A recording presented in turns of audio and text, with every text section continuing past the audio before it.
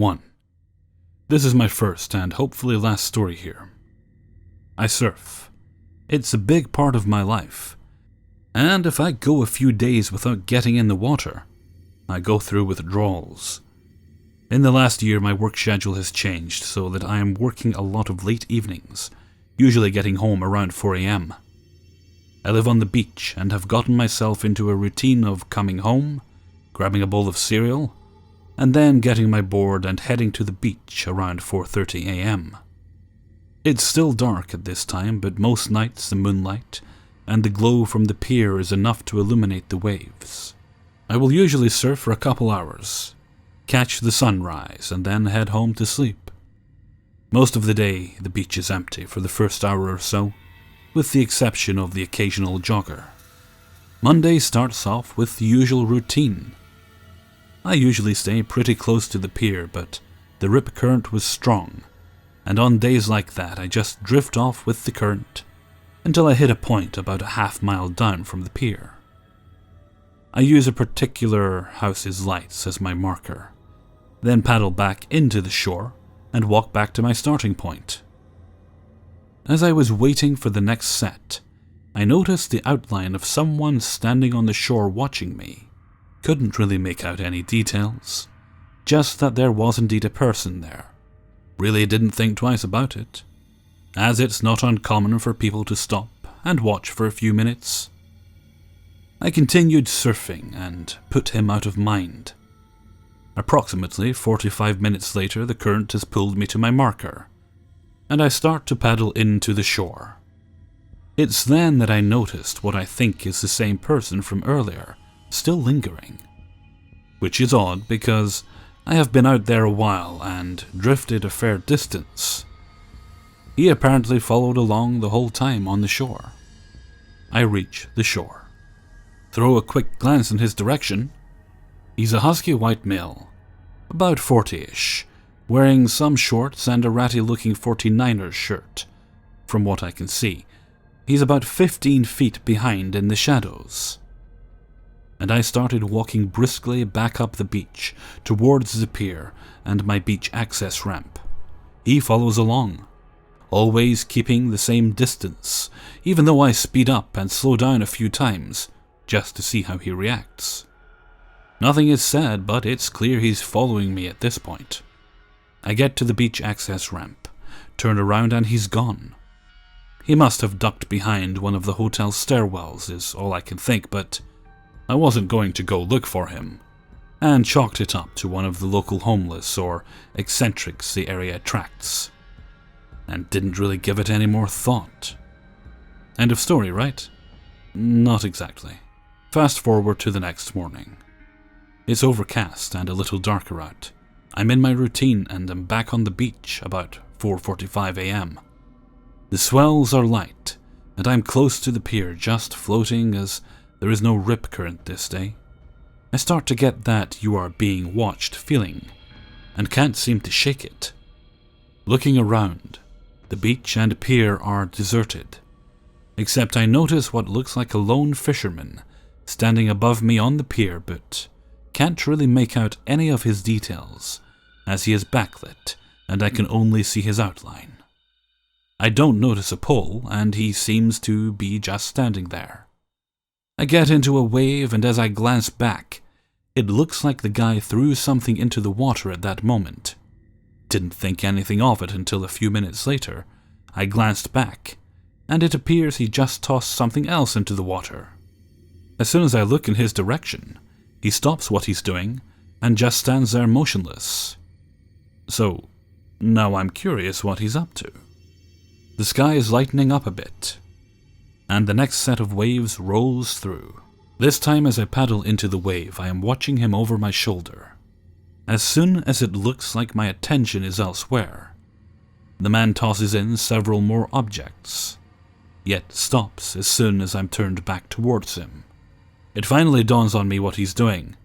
He's chumming the water by tossing chunks of meat into the sea around me. You chum to attract fish. The bigger pieces you use, the bigger the fish you attract. And these were not small.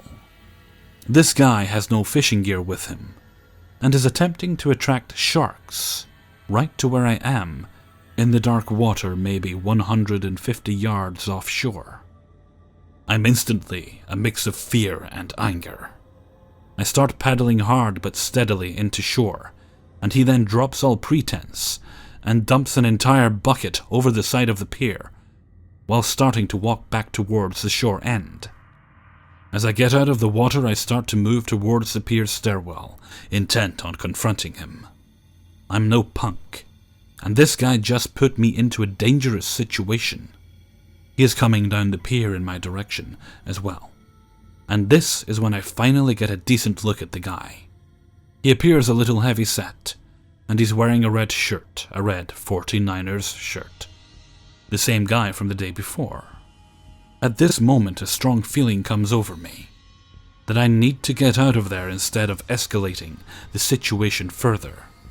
I'm not the toughest guy on the block, but I've had my share of scrapes and generally don't shy away from confrontation. But something inside of me felt very, very wrong. I changed directions and began walking towards the beach access ramp and home. He comes down the stairs and continues to follow me at about a 10-foot distance. The only sounds are the waves crashing on the shore as we play our low-speed pursuit across the sand. I get to the beach ramp and start to go up. Now this ramp has a 90-degree turn about halfway that leads to a 30 or so yard long walkway between two condo buildings to access the beach street. Once I hit the 90-degree turn and I'm out of his immediate line of sight, I book it and double time to the far end of the walkway, putting some distance between us. I'm still going back and forth in my head if I should confront him or follow my gut and walk away. I stop and wait at the far end of the walkway as he turns the corner at the 90-degree bend and just stops. We just stare at each other in silence.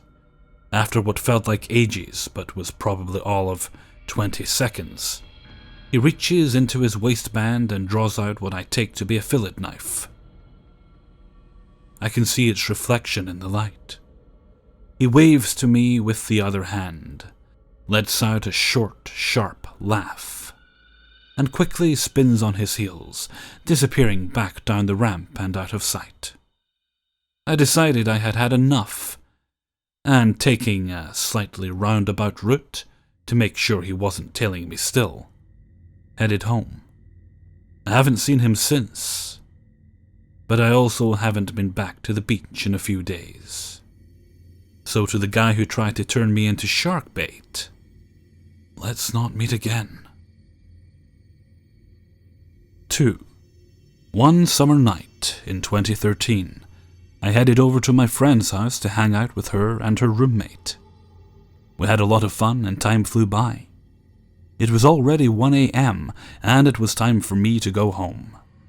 My friend offered me to stay the night, but I refused, as I hate staying at other people's homes. I'm just not comfortable. Then her roommate suggested I'd take the bus since it was coming soon. Once again I refused and told her I was going to walk, since it's night out and I love walking, especially while listening to music. Note, my friend lives in a sketchy area, and a lot of drug dealers and sketchy people live there. Also, I like to add that I was a teenager but looked much younger. And still do. I was always mistaken for a 12 to 14-year-old. I began my 30-minute walk listening to music. About 20 minutes into my walk, I noticed a white van, driving the opposite way I was going. Being late at night and walking alone, I instantly thought of the typical cliché van stories. I chuckled to myself and told myself to stop being so paranoid. As I continued walking and the van got closer, I thought to myself, what if the van stops? What if there are really some crazy people inside of that van? Being the paranoid person that I am, I stopped my music while continuing to walk and dialed 911 on my phone but did not press the call button. just in case. To my horror, the van slowed down and pulled over really close to me, still facing the opposite way. My heart started beating fast. What the fuck? Is this really happening right now? What the fuck do I do now? I just stood there, frozen, looking at the van, to see their next move. The driver's window rolled down. "Jenny?" a woman in her late 40s to mid-50s asked. "No, I'm not Jenny," I said. I felt a little bit of relief when I realized it's just a woman looking for someone. "Jenny, is that you?" she asked again. Once again I told her that I was not Jenny, and I slowly began to walk again, while still keeping my eyes locked on her. There is no way she didn't hear me, as she was very close to me. The door slowly opened and the lady stepped out. "Jenny, is that you?" she said while walking slowly towards me, in an almost crouched position. I stopped walking and just stared at her. At this moment I'm totally freaked out, and my fight or flight reaction kicks in. "I am not Jenny!" I shouted, a bit annoyed. My voice giving the indication that I'm scared, I quickly glanced over to the van, and then in the passenger seat, I saw a scruffy-looking male just staring at me with a blank face. Okay, I need to get the fuck out of here, I thought to myself. As the woman got closer, she glanced at my phone, and I think she saw that I had dialed 911 on my keypad. She backed up a bit, and said she had mistaken me for someone else. Still a little bit spooked, I nodded and began walking again, still keeping my eyes on her. I watched her get back into her van. She rolled down the window again and asked if I knew the directions to some street that I had never heard of. I am very familiar with my city, and that street either didn't exist, or it's somewhere normal people don't go to. I guess she was trying to convince me that she really was looking for someone. Yeah, right. I lied and told her that I am not from the area and walked away faster. The van then sped off in the opposite way I was going, and as I turned the corner to get onto the main street, which was completely empty at this hour, I started bolting it down the street. There was a convenience store nearby, and I was heading towards it. I have the habit of looking behind me, since I'm so paranoid, and as I turned my head to look behind me while still running, I saw the white van behind me. They saw me running, and I guess they realized that I was onto them, if they had any ill intentions. I ran into the store, and the van did not pull into the parking lot. Instead, it passed me by and stopped at a stoplight. Then I watched it disappear into the distance for good. To this day, I don't know whether they had any ill intentions, or if they really were looking for someone, and if they were really lost. But if they were lost, why did they make a U-turn and come back my way? I myself think the lady thought I wasn't worth the trouble since I wasn't as naive as they thought. I must say I'm thankful that I'm so paranoid. It might have saved my life, because God only knows what kind of intentions they had. Anyhow, creepy lady and scruffy-looking male, I never want to see you again. I'd also like to add that you should never walk alone at night, especially if you're a girl. You never know what kind of creeps are on the streets up to no good. 3. To understand some of what happened to me in this story, I have to give you a small amount of backstory. I am a female college student, only 5 feet and 3 inches tall, the same height I've been since middle school, and 112 pounds at my heaviest. I was 17 years old when this occurred, and I am 19 now. However, I always seem to look younger than I am. Most people think I'm 14 or 15. Though I had never been creeped on before this incident, it has been pointed out to me before that my small build, young age, and even younger appearance makes me look like a victim. One last thing you readers must understand about me is that I, at a very young age, was diagnosed with PDD-NOS, an autism spectrum disorder. Among my symptoms are struggling to read facial expressions, tones of voice, and body language. Facial blindness, meaning I struggle to remember faces, and some hypersensitivities to sound. The latter symptom doesn't normally bother me terribly much, but I do like to keep headphones on or earbuds in whenever I can to block out sounds other than music. The incident in question began barely a few weeks into the beginning of my senior year of high school. I had a 0 period, so every day I would have to be at school and in my class by 7 in the morning. The catch was that I had to walk, as my mother was the only one with a car, and never had time to drive my 2 sisters or I to school. I would usually leave the house by 6:30 at the latest, and I always went alone, since my sisters didn't have a 0 period like I did. And being that it was autumn, it was very dark in the mornings, even in a relatively safe, though rather large town such as the one I lived in. This was a recipe for trouble. Every morning on my way to school, I would have to walk past a small set of houses beside an Arco gas station.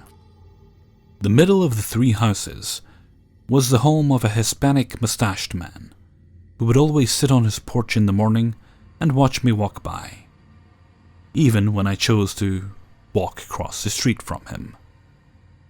I'm a terrible judge of age, and I believe he may have been somewhere in his 50s, but regardless of his age, I always felt that he had no business watching me every morning, and unfortunately, it wasn't just in the morning that he watched me. Every afternoon while I walked home, he would again sit on his porch and watch. He watched other kids as well, but his gaze always seemed to pick me out, even in a thick crowd. It creeped me out, but not enough to warrant me telling my mother or grandmother, whom I call Nana. Perhaps because of my autism, I somehow wound up believing that his behavior might not be that strange. I was, after all, aware of the fact that people reading wasn't a skill of mine, so I just tried to ignore it. This continued on for months, with nothing of great importance occurring. I walked, and he watched. That was it. Until that is around early July. One day I was walking to school in the early morning again. Some jerks in my neighborhood had begun popping off fireworks in spite of the early hour, and the fact that the New Year's holiday was in the past. I didn't like the loud popping noises, so I had put my headphones on and turned on a flute song. The sound of the wooden flute soothed me, and I turned the volume up loud enough that I could drown out the fireworks a bit without deafening myself. Because of the loud music, I didn't hear the creeper man when he, for the first time ever, tried to speak to me as I walked past. I don't know if this angered him or not, but it did prompt him to walk over and lay a hand on my shoulder. Since another of my symptoms is an aversion to being touched, save for under certain circumstances with certain people, I immediately recoiled from the man. The swift movement, combined with the way I jumped, was enough to cause my headphones to slip off my head and around my neck. Almost as soon as they did so, I turned to the man and he, for whatever reason, smiled at me. "I spoke to you, sweetheart. Guess you didn't hear me." There was a small pause, then he asked, "What are you listening to?" I didn't say a word back to him for several reasons. 1, I was startled. 2, I was well aware of the concept of stranger danger, and didn't like speaking to new people anyway. 3, I didn't think the answer to his question was any of his business.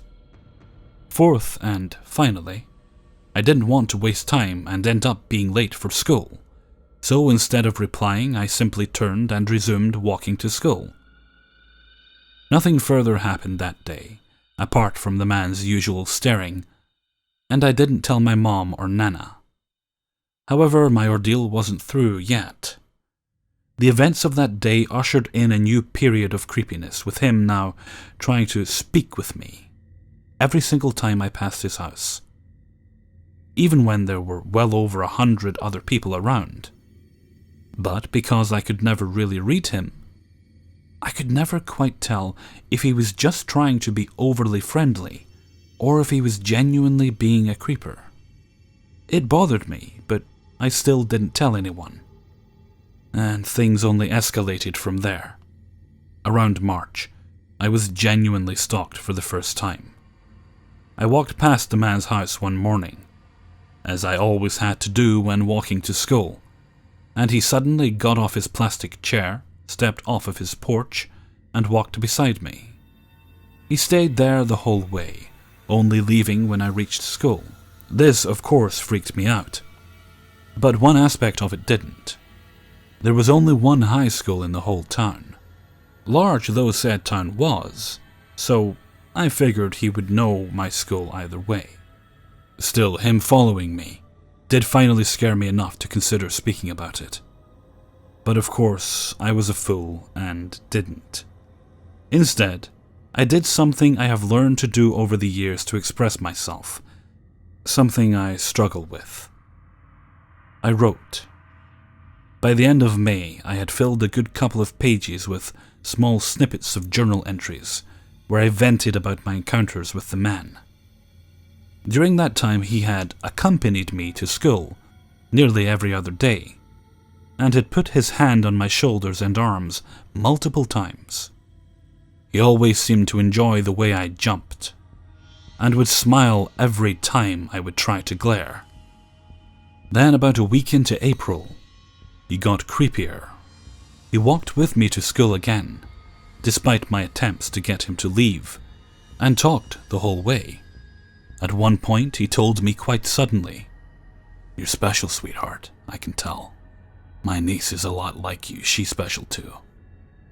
I like special girls." I had no idea what he really meant by that last comment, but something about it freaked me out enough to prompt me to sprint the rest of the way to school, textbook-laden backpack in tow. I was no track star, but I was fast enough to lose him. He made chase, but thankfully stopped once I was within the school's gates. After that, he simply walked away. Still, my journal entry for the day was quite creepy in comparison to the rest. This is where my wonderful Nana comes in. My Nana is a hard woman to live with for many reasons. One of those reasons being that she was and still is a very nosy woman. Barely 3 or 4 days after the man made that special girls comment to me, my Nana happened upon my nondescript spiral notebook, journal, sitting on my desk in my room, which one had to pass through to get to the backyard. Having never seen it before, she promptly picked it up, opened it, and read its contents. Its secrets revealed. My normally grouchy but also very protective and loving grandmother freaked out, called my mom, and the two of them picked me up after school that day. One would think that this sort of incident would have been reported to the local police, right? Well, that didn't happen. The reason for this is the fact that the cops in that town genuinely don't care about doing their duties, unless they think weapons are involved in the crimes taking place, which often leads me to wonder how the town stays as generally safe as it is. A prime example of their lack of care was when my sister was stalked and harassed by some large teenage boys on the way home from school once. The police said she had probably somehow provoked them, and that nothing could be done. My mom never really forgave the local cops for that. There was only around 10 of them, nor did she ever regain her trust in them. As such, the only change that occurred was that she and my Nana helped me work out a new route to get me to and from school, as I struggle with learning streets and the like, and my Nana promised to pick me up in the afternoons whenever she could. Nothing else really happened after that. I avoided the man successfully, and life went on. The only other thing relating to this incident that ever came up was a rumor. That rumor was that, supposedly, The man who had stalked me to and from school was a well-known pedophile. I never learned if that was true, and I moved away from that town with my whole family that August. The chances of my ever seeing that man again are slim, and I'm very glad. Edit. I mentioned at the top of this post that I struggle with face blindness, but forgot to explain why this is relevant. The reason why it is important to the story is because, even pretending the cops had cared about the stalker man, I likely would not have been able to tell them anything more than what house he lived in and that he had a mustache. And of course, that may not have helped if there were other mustached men living with him. So, needless to say, there probably still would not have been much of anything done by the police in that case. Hey everyone, Hellfreezer here, and thank you very much for listening to 3 True Scary Stories, episode 143. God, I'm getting towards that 200 quite quickly, aren't I? I'll probably have to start thinking about what I'm doing for it. Oh dear, oh dear.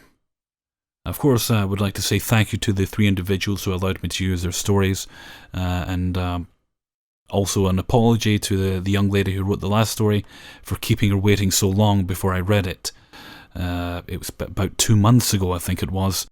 So thank you and apologies for keeping you waiting. Okay, let's see where we are going forward. This will be up on Wednesday. Okay, so Wednesday, then going into Thursday, we've got a glitch video this week. I think I'd like to do one of those. On Thursday, we'll have paranormal. On Friday, I'm not sure if I'm going to do the Ashantes stories, or I'll do some of them, because he has finished it off now. So I think I might do 1 or 2 of the Ashantes stories, then I'll do a video the following week. Ashantes is our friend, the Mormon missionary. I've done some of his paranormal stories before, and they generally go down quite well. So I might do some of them this Friday, and then do the rest. And it's like just all of his stories in the following Friday, and that'll wrap up that particular series.